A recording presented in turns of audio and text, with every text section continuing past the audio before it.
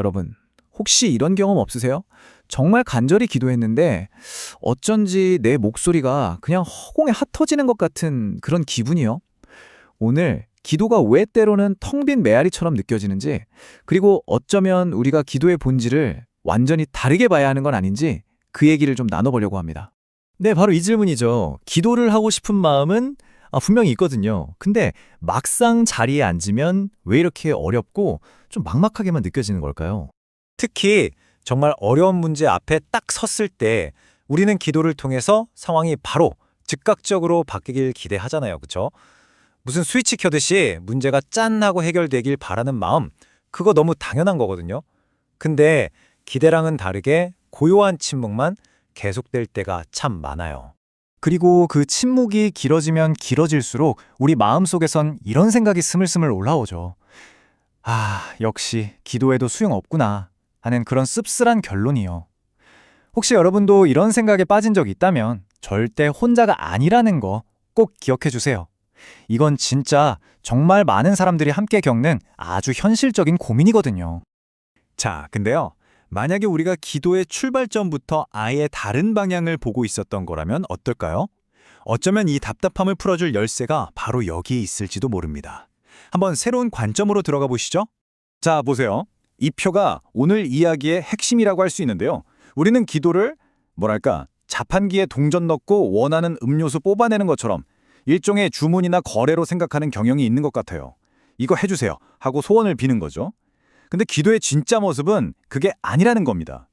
기도는요, 일방적인 요구가 아니라 마음을 나누고 서로를 알아가는 깊은 관계, 그 안에서 이루어지는 대화라는 거예요. 네, 맞아요. 바로 이거예요. 기도는 대화입니다. 그냥 제일 친한 친구한테 오늘 무슨 일이 있었는지, 뭐가 좋았고 뭐가 속상했는지 다 털어놓는 것처럼 말이죠.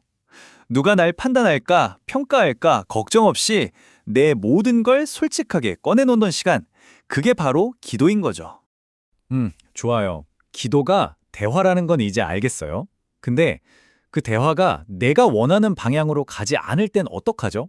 우리가 흔히 말하는 응답 없는 기도라는 아주 현실적인 문제가 여전히 우리 앞에 딱 버티고 있잖아요. 자, 이런 이야기가 있어요. 한번 들어보세요. 어떤 분이 틀어진 친구 관계를 제발 회복시켜달라고 매일 정말 간절하게 기도했대요. 근데 결과는요? 정반대였어요. 친구랑은 오히려 더 멀어져 버린 거죠. 처음엔 너무 고통스럽고 배신감까지 느꼈다고 해요. 그런데 시간이 한참 흐르고 나서 문득 깨닫게 된 거예요.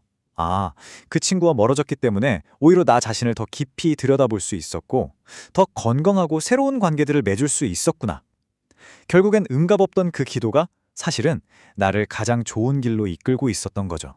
방금 들으신 그 이야기, 바로 이 말씀이 정확하게 설명해주고 있는 것 같아요. 모든 것이 합력하여 선을 이룬다.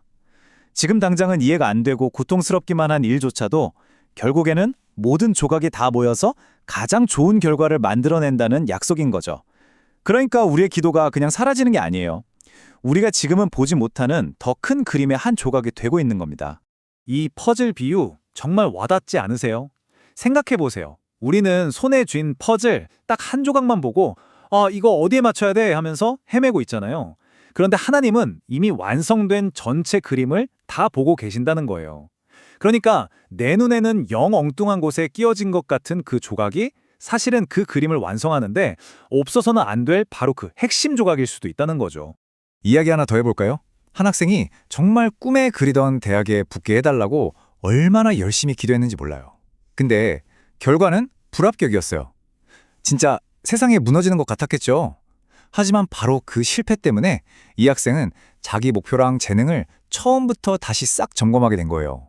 그리고 결국엔 자신에게 훨씬 더 잘 맞는 새로운 전공과 새로운 길을 발견했답니다. 굳게 닫힌 문이라고 생각했는데 알고 보니 더 좋은 길로 가라는 전환점이었던 거죠. 바로 그거예요.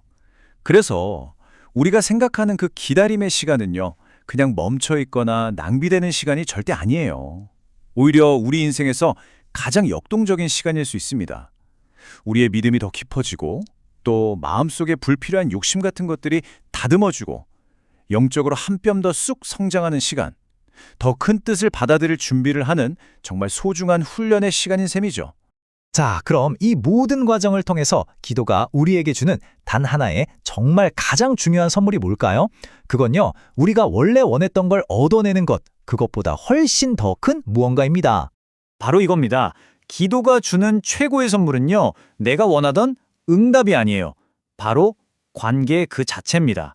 기도라는 대화를 통해서 하나님과 더 가까워지고 그분을 더 깊이 신뢰하게 되는 것. 이것이야말로 기도의 진짜 궁극적인 목표인 거죠. 아마 다들 이런 경험 한 번쯤 있으실 거예요. 기도를 딱 마쳤는데 사실 현실은 바뀐 게 하나도 없거든요. 그런데 이상하게 마음에 깊은 평안이 싹 찾아오는 그런 경험이요. 그게 왜 그럴까요? 바로 대화 그 자체를 통해서 아, 나 혼자가 아니구나 하는 위로와 확신을 얻었기 때문이에요. 이게 바로 관계가 주는 힘이죠. 자, 이제 이 질문을 여러분 한 분 한 분께 드리고 싶어요. 지금 여러분의 마음을 무겁게 누르고 있는 건 뭔가요? 간절히 바라는 건 또 뭐고요? 지금 무엇을 위해 기도하고 계세요?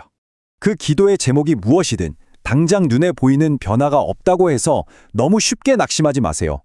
여러분의 모든 기도를 하나님은 단 하나도 빼놓지 않고 다 듣고 계십니다. 그리고 우리가 느끼지 못하는 바로 그 순간에도 보이지 않는 곳에서 우리를 위한 가장 좋은 길을 만들고 계시다는 걸 믿으세요. 오늘 마지막으로 이 한 문장을 우리 마음에 꼭 담았으면 좋겠습니다. 우리가 그토록 손에 쥐고 싶어하는 그 응답도 물론 귀하죠. 하지만 그 응답을 기다리면서 그분과 나누는 그 대화의 시간은 정말 비교할 수 없이 더 귀합니다. 어쩌면요, 그렇게 깊어지는 관계 자체가 우리 기도의 가장 완벽한 응답일지도 모릅니다.